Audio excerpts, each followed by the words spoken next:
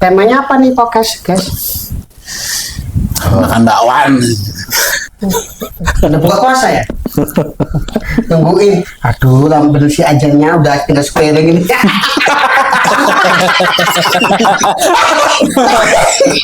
Ada benernya juga. Surga ada makan lapang. Si Budi udah 5. Belum buka-buka.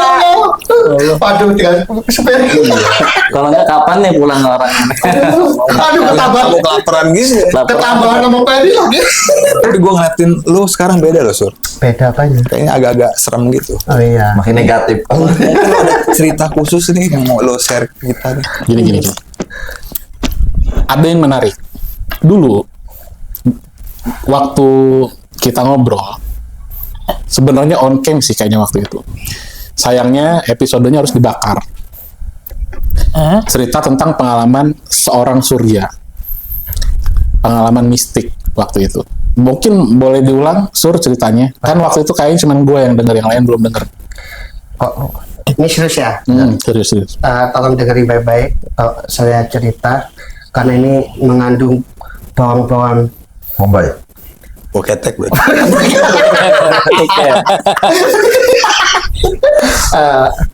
Ini kisah horor di negeri tanah Jawa. Gue pergi dulu. Aus cuy. Gua kira takut. Ya, ayo. Waktu itu saya merantau di negeri Jonggol. Jawa Barat. Nah, di Jawa Barat. Jawa Barat, Jakarta. Kabupaten Bogor. Momennya waktu itu apa, Sur? Sampai lu ada di Jonggol itu momennya apa? Lagi dalam kondisi apa? Iya, lo ngapain Waktu di sana? itu gue merantau kerja, ya kan, sama calon istri, ya kan. Dulu kita kerja sama orang konglomerat Chinese, ya kan, Chinese Cindo, ya kan. Kayak dia, gue heran ya di tanah Jawa ini ya. Rupanya mistisnya kental banget, guys. Rupanya tempat ruko yang gue tempatin itu dulunya adalah rawa-rawa pembuangan korban Petrus. Apa itu Budi Petrus? Penembak misterius. Ya. Ya, ini rupanya tempat ruko yang saya tepat itu istana jin. Istana Kaget gue. bayangin. Bayangin. Bayangin dulu. Bayangkan. Gini. Gue termasuk orang yang logis ya. Sorry gue potong ya. Yang ngomong istana jin siapa? Dasarnya apa gitu? Kok tiba-tiba lo bisa nyimpulin itu ruko itu istana jin? Karena di situ kan ada penduduk asli situ lah ya kan, yang mencitrakan. Karena di situ sering kejadian kesurupan dan sering kejadian jam 12 nol waktu Indonesia Barat. Tiba-tiba Mentang-mentang lu surya geledek. genteng apa atap itu pasti kejadian. Gue kagetnya. Setiap jam 12 malam. Ya itu pasti. Dan gue yang bikin gue gede apa yang gue ingin takut apa Kaget. gimana orang ya? Ada satu karyawan yang kesurupan kemasukan 3 makhluk jin. Nggak kesempitan tapi jin. Pertama satu jin bogel, bukan jin bogel. Jin jin itu kan jenis makhluk ya, makhluk astral ya. Ya. Termasuk genderuwo masuk jin. Ya, Ya, udah oke. Nah, sebutin aja. jin genderuwo ini memasuki tubuh seorang karyawan situ. Itu cewek cowok? Cewek. Cewek. Dipanggil orang-orang pintar kan, ustad ya kan, dipanggil, dibawain ada 5 ustad ya, gak lupa, dikeluarin, gunungnya keluar, masuk lagi, Apa? betul hijau. Putih hijau. Yang dua tuh ya. Bacakan ya. Nah, dibacain lagi, keluar lagi, kuntilanak. Ya ini gantian arisan apa? Jadi ini aneh ya kan. Akhirnya satu-satunya apa? Ya didoain karyawan ini harus dipulangkan. Oh cuma satu orang itu ya. Dipulangkan ini, ya kan, dipulangkan. Itu jam berapa sih? Sorry, itu jam berapa itu? Itu kejadian malam. Anak itu lagi dagang atau Ya lagi? lagi di situ lagi kerja. Oh, di situ, 24 jam. Di ruko itu, gitu kan, kerja. Gue akhirnya sampai gue doa ya, doain orang Supan itu ya, sama ngambil baca Al-Quran, terus ngasih ini kan, dibacain, kesurupan, gantian, kesurupan satu itu kesurupan lagi, kan ada 4-5 karyawannya, ya kan, kesurupan lagi, cuma gue yang nggak supan, lainnya supan semua. Jadi jam 12 itu kita samperin kan, datang ke tempat komradnya itu, rupanya paranormal apa mesti orang pintar gitu juga bisa datangin ya. Profesor?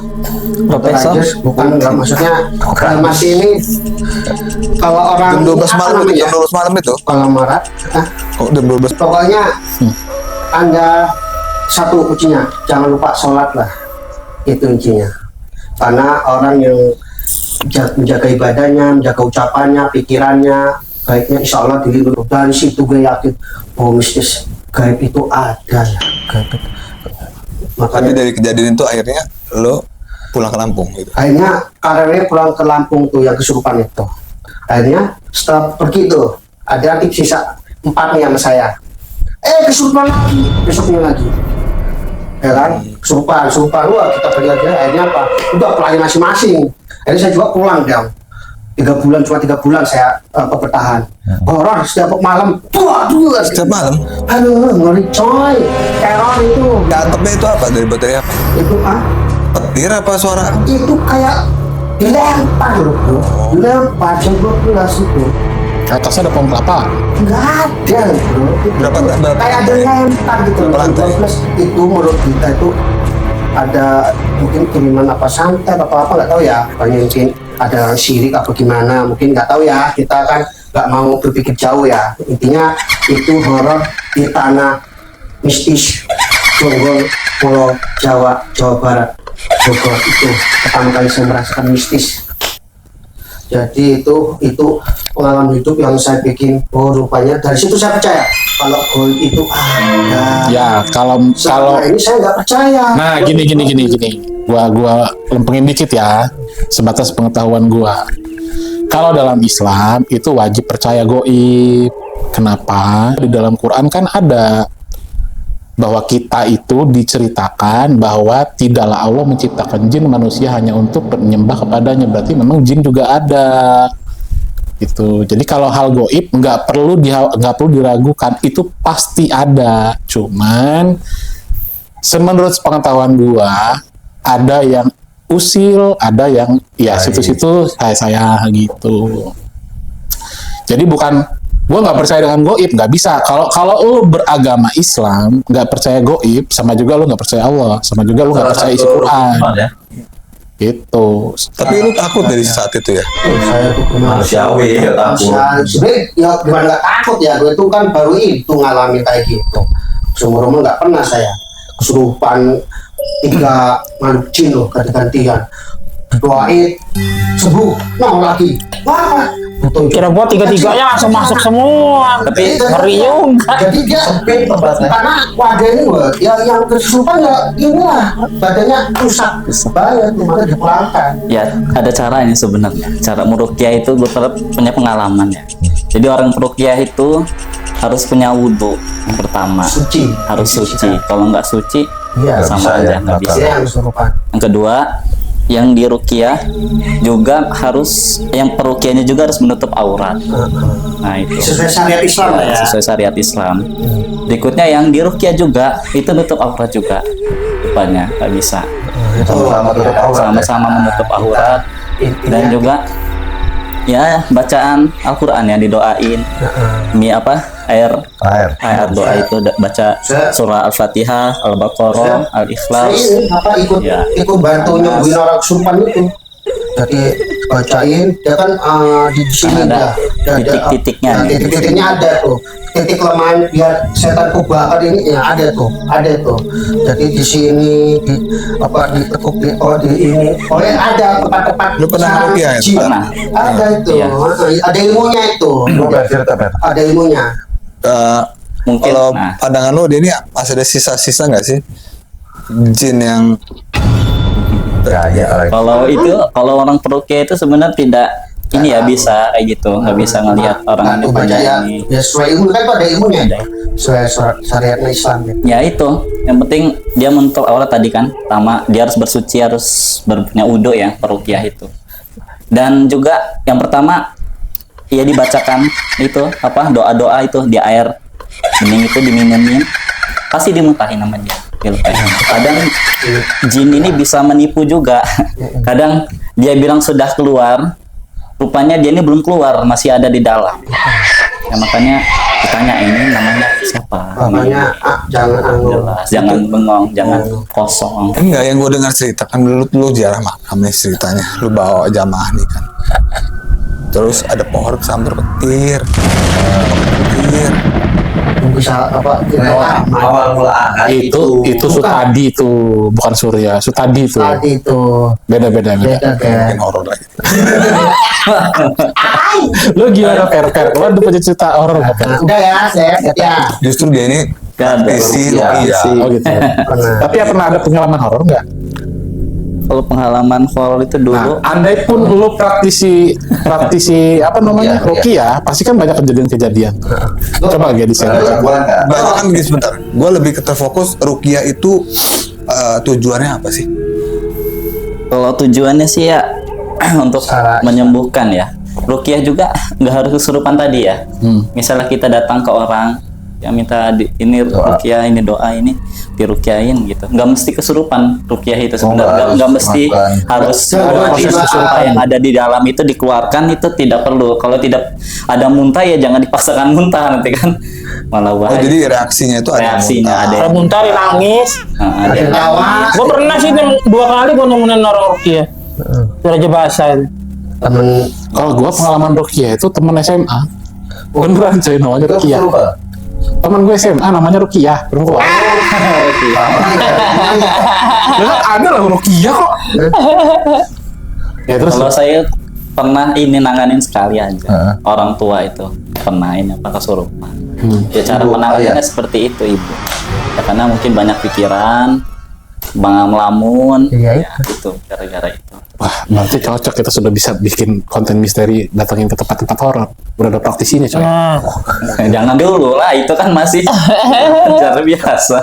Iya, tinggal dikemas aja nanti. Tadinya kan rencananya kan si Surya mau jadi host horor, mau datengin tempat-tempat ini. Tapi kayak gini nih, mistik. kayaknya masih ketempelan jin. Jadi belum siap dia. lo horornya ketemu orang Cuman dia konsepnya bawa handphone sendiri, dia masuk sendiri ke ruangan itu, yang lain berdua. Kalau ada apa-apa baru kita masuk. sendirian di Itu dalam. konsepnya. Kalau Suryana bukan ketempelan jin, dia nempel jin. Ada jin ditempelin dia. Kata jinnya nyusahin aja. Tapi gue pernah loh dulu pas umur SMP, SMA nih ya. umur SMP. Iya, kisaran segitu lah SMP dan jadi SMP SMA. ada umur Gimana, Per? Ya, ketimpahan ya mungkin teman-teman Ya, pernah dengar erup kalau bahasa lain. Arab lepan ya. Jadi gini, sore saat orang ngebangun cerita, nih ya kan kita story kali. Iya.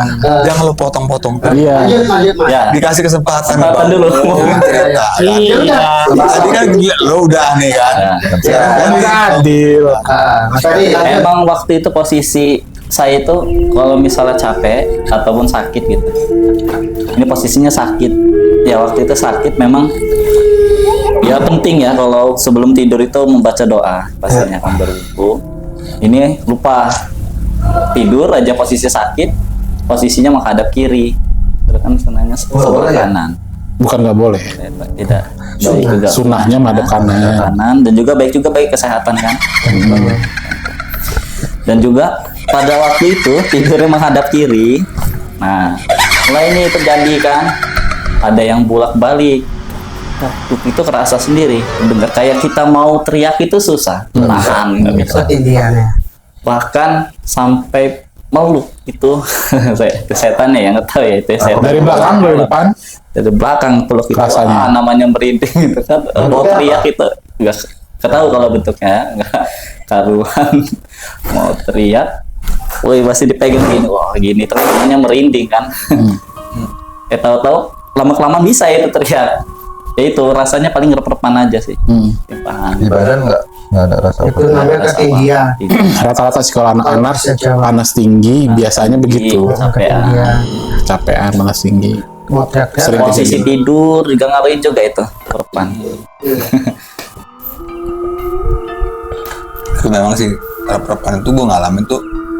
Nah ya. Apa paralyze gitu kalau dalam bahasa ada bahasa kedokterannya ya? Ada paralyze apa Iya, gitu. walaupun istilahnya begitu, pasti pas ngalamin itu ada sisi diri kita yang apa namanya marah, takut tuh nyampur jadi satu ya kan, bingung. Itu sih yang gue sensasi itu yang Kalau pernah baca sih saya, dia itu posisinya dia posisi tidur nih, tubuh itu tidur, cuma pikiran ini masih ada. aktif. Iya. Aktif. Ya. yang gue bingung, pikiran aktif, mata kita kan merem. Iya merem. Mata kita kan merem, tapi kok bisa ngeliat? Coba gitu. Karena akalnya akan alam itu maksudnya. tetap itu. Ngeliat, Nggak dikit ya. kamu yang gue Susah. tidur sama kakak gue dulu zaman SMA itu kan. Ketindihan. Gue kayak ketindihan gitu kan. Woi tolong. Kayak nyenggol ya. Nggak bisa. Nggak bisa gitu. Harusnya lu WA gitu. Bang, gue tuh merem, tapi gue tahu dulu tidur di situ nih. Gue mau nyenggol Budi nggak bisa. Bangun gue bangun gitu kan. Lu paksain ya. Tapi memang itu sunahnya harus diludahin itu kan. Nah, 3 kali. Kalau mau ketemu ya jengkel juga kadang kan, mau mukul ganggu tidur. Otak gue ini nggak memang logis ya. Jadi memang kiri banget gitu, nggak percaya yang seperti itu. Tapi karena gue beriman sama Allah. Al-Quran ya di situ kan ada ya gitu. Kayak kisah Nabi Sulaiman yang mindahin singgasana itu kan udah nggak logis sih. Ya, kepercayaan. Itu yang apa Isra Mi'raj kan, Jadi apa? Di atas Mukjizat. sini masih ada di atas lagi. jadi relatif ya. Semua itu relatif sih sebetulnya. Ketika keimanan kita ini mempengaruhi kekuatan pikiran dan iman. Benar. Gitu. Siapa lagi yang punya cerita? Teo, Ya, Budi, Andu, di sekolah apa-apa. Kalau gue cerita horor ya, sebetulnya gue nih apa ya? Gue nggak, kalau kayak gitu tuh, kalau lihat langsung pernah nggak sih? gue tuh bingung ya. Orang cerita yang hantu-hantu segala macam. Bukan gue kegedean mental gue ya, tapi gue memang yang tipikal yang gak percaya loh gitu. Maksudnya nggak Anda nggak pernah ngalamin ya? pernah ngalamin. Iya, pasti. Kalau teman gue cerita, tadi di sini ada nanti dulu. Pasti. Iya. Pasti gitu. Maka kadang ini editan banyak kan, atau di video gitu. Jadi nanti ini jadi kalau gue sama gue nanti jadinya kajian buat cerita horor, ya kan? Bener, karena Saya banyak pernah- hal yang dipertanyakan di diri gue. Mungkin itu yang jadi akhirnya nggak pernah kita. Walaupun gue pernah masih kecil, ini mah entah gue itu alam bawah sadar gue atau apa gitu ya. Jadi kan rumah gue itu kan itu ya kamar 2 gitu, kamar 3 sih. Saat itu gue masih SD. Nah, gue tidur ceritain sendiri di kasur itu. Tapi entah malam itu kakak gue tuh tidur samping gue atau apa gitu. Jadi kita orang berdua satu kasur. Itu kamar nyokap sih sebetulnya, tapi jadi kamar tamu. Jadi gue bangun pagi-pagi tuh ya, set. Ya, biasa ya masih loading ya kan istilah, masih ngumpulin roh. Gue tuh ngeliat di sudut kasur ada perempuan. Nyemput. Enggak, duduk di pojokan gitu di siku tuh. Ngeliatin abang gua. Itu kan, ada abang gua kata gua kan. Dia ngeliatin. Siapa gitu, nggak kenal gitu kan. Saudara bukan atau segala macam. Tapi nggak ngapa-ngapain. Cuma Tapi dia nggak apa-apa yang ngeliatin. Gitu. Seingat gua entah apa bajunya hijau gitu. Tapi kok kayak baju kantor gitu loh, Jos. Kayak pakai rok Putih semua. hijau. Oh, hansip ya, dia hansip. Hijau. dulu itu. Bukan nggak yang murid hijau. Nggak ada juga. Atau cuman itu ya apa efek dari Halusinasi. loh warnanya. Tapi ada nggak di ini kehidupan nyatanya kayak gitu? Ada efeknya nggak? Ibu ngeliatin orang itu. Tapi gue juga nggak nanya ngapain mbak gitu, enggak. Dia ngeliatin ke bawah gitu. Lihat kakak gue gitu. Ngeliatin dia kan. Tapi itu abis itu gue tidur lagi cuy. Akhirnya gue mempertanyakan diri gue, tadi itu gue mimpi Apa benar atau gue lihat? bangun gitu kan, Bisa jadi lu kan ngilir. ngelilir gitu kan. Jadi halusinasi. halusinasi. Jadi rohnya sampean keluar. Ngaruh juga itu. Jadi roh gua perempuan berpakaian kantor gitu.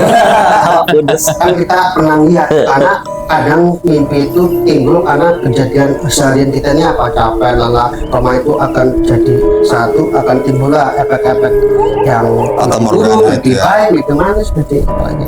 Lebih basah ya. Saat itu kan gua masih SD gitu, nggak yang belum aneh-aneh gitu. Iya. Tapi emang sih Cuman itu aja sih fenomena yang terjadi di itu dalam hidup gua. yang apa namanya? Yang horor. Ya itu. Jadi kalau yang khusus ngeliat pocong gitu apa kuntilanak, gue belum pernah sih. Sama sekali ya. Ini juga kalau ada kuntilanak yang mau ngomong ya. Takut sendiri deh. Oh, gitu lebih ke ilmiah gitu, lebih kok bisa gitu kan? Apa sih gitu? Unsurnya apa sih Denny gitu kan? Malah penasaran gitu kan. Kalau gua ya Sebenarnya kalau lo mau ketemu ada caranya cuy. gimana tuh? Tapi lupa gua. Buka mata batin. Kalau ini alis nggak ada. Bukan itu. Karena gua pernah praktekin Bisa kelihatan. dan ketemu. Wah itu tutorial, bikin Tutorial. Hah, buka bang. Buat Lupa channel gua tapi channel caranya. YouTube. Cuma memang yang jelas salah satunya itu mandi kembang 7 rupa. Salah satunya mandi kembang 7 rupa terus diniatin. Gue lupa step by stepnya, gue lupa. Pokoknya salah satu ritualnya Mandi kembang 7 rupa. lupa Budi. Ya, tapi itu bisa jadi tutorial sih. Lupa. Jadi gue ceritanya waktu itu gini. ABG. Ya, baru lulus SMA itu sekitar umur gue lulus SMA itu 16 jalan 17. Sekitar umur itulah. Udah. Gue ngaji, rasa ingin tahu seorang anak ABG lah ya. Remaja. Mungkin semua orang pernah mengalami fase-fase itu. Nah, gue ngalami kok kepo lah, pengen tahu dengan dunia-dunia begitu kan. So, gua ngobrol sama guru ngaji gua. Nah, waktu itu dikasih saran kalau memang mau coba, katanya sih begini. Nah ini runtutnya begini. Oke, kata gua coba. Gue ikutin lah step by step runtutannya itu sampai ke itu kejadiannya sengaja harus cari malam Jumat, nggak harus Kliwon tapi harus malam Jumat, mandi kembangnya itu menjelang tengah malam. Yang gue inget ya stepnya, cuma ada beberapa step yang gue lupa karena udah lama kejadiannya. Itu waktu gue nyiapin air kembang di kamar mandi di rumah nyokap yang sekarang. Waktu gue nyiapin air kembang, beres gue nyiapin air kembang di ember, gue balik ke kamar ngambil baju salin kan, itu bener-bener niat cuy, bener-bener niat itu memang. Mati lampu tiba-tiba, nggak tahu cuma rumah gua, nggak tahu seluruh, gua belum sempat ngeliat keluar kan. Aduh, kata gua kenapa nih, merinding itu gua. Begitu nggak lama, sekitar beberapa detik kemudian, mungkin sekitar 30 detik kemudian hidup lagi, lampunya. Oke, gua ngambil. Nah, kakak gua kan tidur sekamar sama gua. Dia tidur lagi pada tembok, membelakangi pintu kamar. Ya. Dia ngeliat waktu mati lampu itu ada bayangan sekelebat yang lewat pintu. Set, 2 kali. Set, balik lagi. Gua nggak ngeliat. Tapi dia diem. Begitu hidup lampu, udah. Gua pikir udah biasa. Akhirnya gua mandi cuy. Masuk kamar mandi, gua mandi dengan segala ritual yang sudah ditunjukin, sudah diarahin. Waktu mandi gak ada kejadian apa-apa. Begitu gue keluar dari kamar mandi, buka pintu, itu kan di dapur kamar mandi ya. Pintu kamar mandi dengan kompor gas nyokap itu jaraknya gak jauh. Begitu gue buka pintu, Kaget gua. ada yang nongkrong di situ cuy, perempuan. Gak tahu coy, putih coy. Nongkrong dia nongkrong gini, rambutnya ke depan gini, terus dia ngeliatin ke gue. Kamu dong gua, aduh, kata gua keluar dari kamar mandi tuh. Gua bilang begini, gua cuma mau tahu aja, gua bilang kayak gitu. Gua nggak mau ganggu lu. Sudah, kalau sudah ya sudah, hilang. Pemerintah gua hilang cuy. Udah, dari situ kembang yang bekas di kamar mandi, kamar mandi itu gue sapuin, gue buangin, terus gue tidur coy, gue tarik selimut, gue tidur, udah ngeri gue. Besokannya kakak gue cerita baru yang kejadian lewat di pintu itu. Gimana bentukannya gimana? Nongkrong, perempuan kayaknya perempuan karena gue nggak ngeliat postur ya, karena dia nongkrong kan, tapi rambutnya ke depan semua gini, rambutnya ke depan sini, nutupin muka, nongkrong. Dia ngeliat gue karena gue gini, set, gitu kelihatan palanya bergerak kan. Gue mundur. Dan gue bilang, gue nggak mau ganggu. Gue cuma pengen tahu aja. Ya sorry kalau gue udah ganggu. Gue bilang gitu. Sudah, dia hilang. hilangnya langsung. Hilang aja gitu. Nggak ada efek apa-apa. Nggak ada apa-apa, hilang aja. Hilang. Oh gitu ya. Nah, itu kalau lo mau ketemu ada caranya. Gue pernah membuktikan. Cuman Udah berniat. step by stepnya gue lupa rincinya ya. Gue lupa. Karena memang ada caranya untuk kita berkomunikasi dengan mereka itu Jadi ada caranya. Contohnya salah satu Ruqyah itu salah satu salah satu cara berkomunikasi dengan mereka. Kalau jalan kok Tapi itu jangan Dengan sudut pandang yang lain ya. kemarin kan kalau udah kebuka kayak gitu kan, karena setan itu kan senang kan, Ya. buka Sama. bang mata batin apa ini bisa ngeliat ini bisa ngeliat itu. Tapi Sebenarnya memang itu sih. benar. Cuma kalau malah kayak gitu nanti dia khawatirnya itu tadi ada yang masuk. Nah, Ya betul, makanya memang Perlu dirupiasi, ya. hal ini nggak sembarangan kan, umum tahu kan, nggak sembarang umum tahu. Memang mungkin orang yang ngasih pun ngelihat kan ini anak Mikir-mikir lagi. ya sejauh mana sih dia Kuat apa enggak? kuat atau enggaknya. Nah, gua ada satu lagi cerita, namanya setan telunjuk. Pernah dengar belum? Setan telunjuk. Yang nunjuk kuburan terus gimana gitu? Bukan. Lu pernah dengar belum? pernah. Jadi gini, Gimana? ada satu cerita kecelakaan. Ceritanya kecelakaan, orang korban ini kehilangan jari telunjuk Oke. dan meninggal. Jari telunjuk hilang karena kecelakaan, tapi jari telunjuknya putus dan nggak ditemuin loh. Nggak ditemuin si jarinya itu, jadi dikuburkan tanpa jari telunjuknya karena jari telunjuknya hilang. Satu ketika terjadilah keributan di kampung tempat kejadian perkara lah ya, kejadian kecelakaannya itu. Ada setan telunjuk yang setiap malam, hampir setiap malam itu ada rumah warga diketok sama dia, sehingganya membuat keresahan. Hampir tiap malam itu ada bunyi ketokan pintu, dibuka nggak ada orang, jadi menyebarkan teror lah, boleh dikatakan seperti itu. Sampai panggil orang istilahnya yang paham begitu, minta didoain. Apa semua, hampir semua cara udah ditempuh dengan warga sekitar untuk ngilangin itu, nggak ada yang bisa ngilangin. Akhirnya ada satu orang yang punya inisiatif dan dia mau coba nanti deh kalau memang tempat saya nanti ada kejadian begitu, saya Nyari si telunjuk itu. bukannya dari telunjuk itu, supaya cara si telunjuk itu nggak lagi menyebar teror di kampung itu. Oh. Gitu. Sampai bener harinya ketemu si orang yang mau nyoba ini, diketok rumahnya. Batin dia, ini pasti teror itu. Yang belum bisa diselesaikan permasalahan. Jadi dia coba mau buka pintu, memberanikan diri membuka pintu, mau mencoba cara dia. Ya, setelah dibuka, terus dia begini. Bocah itu. Iya.